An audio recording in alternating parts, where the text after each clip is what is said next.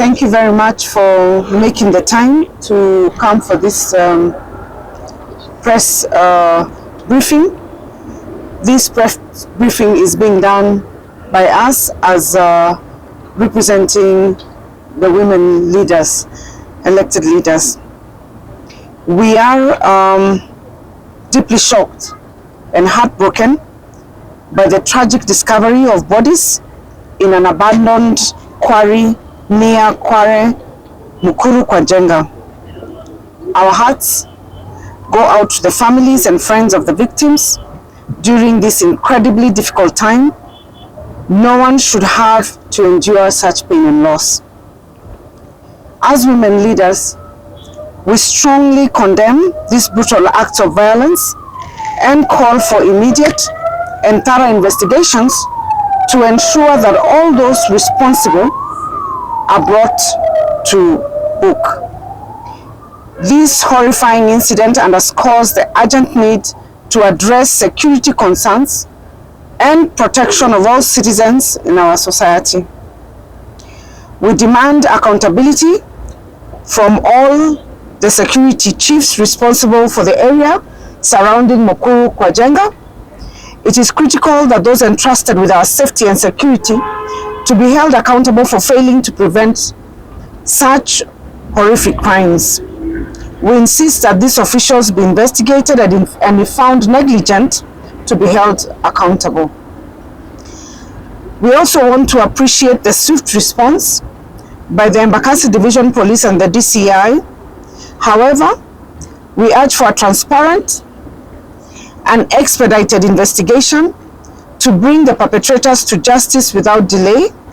The safety of all citizens must be a top priority, and this tragic incident highlights the need for strengthened security measures in these vulnerable areas. The government must take immediate action to increase patrols, improve surveillance, and ensure that all communities, especially those in high-risk areas, feel safe and are protected.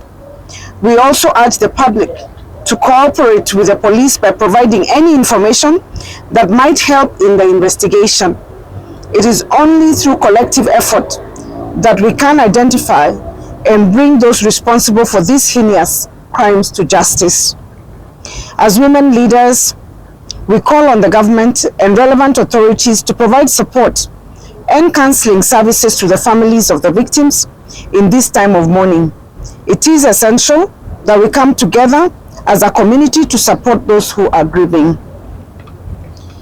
We are also committed to ensuring that there is enhanced capacities for all sectors in government and in society to continue advocating for the protection and empowerment of individuals and especially women across Kenya.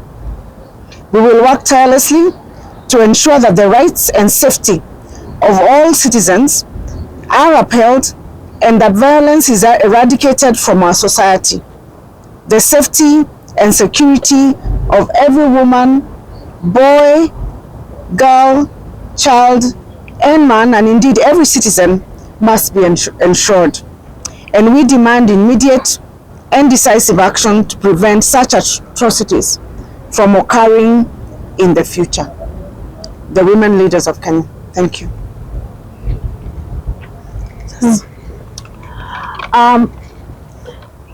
In the midst of this, we are encouraged that the DCI was able to move with speed since the discovery of the first bodies on Saturday, and we are glad that the first suspect has been arrested this morning.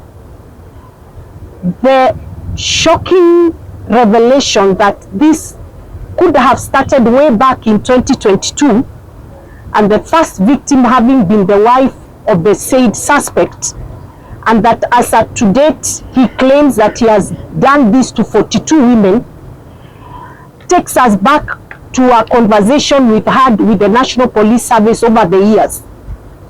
The need to have gender desks in every police station or police post of well-trained gender officers, because if that had been the case and there was a way of collecting this information as it comes, in these police stations and police posts over the months and then the years, then a certain trend would have been identified early enough to tell you that there's a certain person targeting women.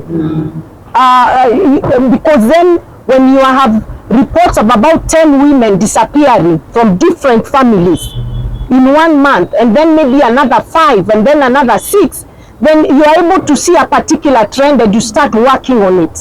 So we are going to be asking the National Police Service going forward to revive the gender desks that we had created way back after passing the Sexual Offences Act, and ensure that they work closely with the Ministry of Gender so that these officers are well trained, they get the necessary budgetary support, and we have some form of collecting data that comes every day into police stations so that we are able to have data that is able to let us know where we are on gender-based violence, for example. And we are not saying that we shouldn't, gender is not just about women, by the way, it's also about men. So we are able to also look at crimes from a gender lens and be able to identify where that could be coming from. So really, I think from here, as the women leaders, we are really going to push for that to happen and happen very soon. We're also going to push, as the supplementary budget comes back on the floor of the House, we can make sure there's some money put aside for this kind of information and this kind of arrangement, so that going forward, we can also deal with femicide and other gender-related crimes that seem to target certain gender, so that they can stop. And we believe that will be the way forward. We also hope that from here, we're also going to know, was it this one singular suspect who has done these crimes alone, or could it be a group of certain people or certain persons? We hope that we can get to the bottom of this problem and really take this opportunity to condole with all those families that have been affected, and stand by the statement, of course, read by Governor Waiguru on the need for emotional support and psychological support and even economic support to the families that have been affected. Thank you. Pengine nikizungumza kwa Kiswahili, kwa majina naitwa Salma na mimi ni mtetezi wa wanawake, na nikisema kwanza nipongeze viongozi wa kike ambao wameweza kujitokeza na kuweza kulizungumzia swala kama hili. Kama watetezi tumekuwa tikilia kwa muda mrefu iwapo mwanamke anadhulumika na kuweza kunyanyasika kwamba viongozi hawajitokezi, lakini safari hii tumeona kuna viongozi ambao. La pili ni kuhimiza serikali. Tunaelewa kwamba ikiwa vifo ni takriban watu 42, lazima kuna vyenye mnajua hili jambo vyenye linatendeka. Tumeona kuna SIM card ambazo zimepatikana. Hakuna SIM card ambayo mtu anachukua bila kujiregister. Wewe unapeanaje SIM card kadhaa kwa mtu mmoja ambaye anatumia kitambulisho kimoja? Kuna simu zinapatikana. Tunajua kuna MMI codes ambazo unaweza kutrace. Kama vitengo vya usalama tunafanya intelligence work gani? Kwa hivyo kitu ambacho sisi tunahofia kama wanawake watetezi na viongozi katika hii nchi yetu, kesho tunaenda wapi? Tutajuaje next ni mheshimiwa Anne Waiguru ama mwingine tena? Tutakuwa na imani gani kwamba tutakapokwenda katika public eyes kwamba sisi life zetu ziko protected? So sisi tunachokitaka ni kwamba wanawake, because now this is turning into a femicide, wanawake haki zao ziangaliwe ni vipi zinakuwa protected na kila aina ya binadamu, kwa sababu we can never repeat history. Tumemaliza Shakahola, tumekuja katika hii Mkuu. How can it go like this? Every day kunatoka massacres, and the country we are having, it's a democratic country, so we want to end this and to end now. Well said. Thank you. Very well spoken. Lady 1 MP? Leah. Chair. Thank you so much. We are here today as Kenya women leaders, and I think this is our saddest day in history, having to discover that we have 42 women that we have lost, and this actually becomes a femicide. And we are here today in solidarity to say that we want these perpetrators brought into books. And as our women leaders have already spoken before me, we say that we want enhanced systems, and we want to have the security of women, because we are not also secure as women. those women might have been killed today, but which woman is next online? It can be me, it can be you, and so we want to say that women's lives must be protected by all means and by all costs. We are happy that government has come in swiftly to start finding the perpetrators, but we want to say that this is not the work of one person. We need from the SIM card information.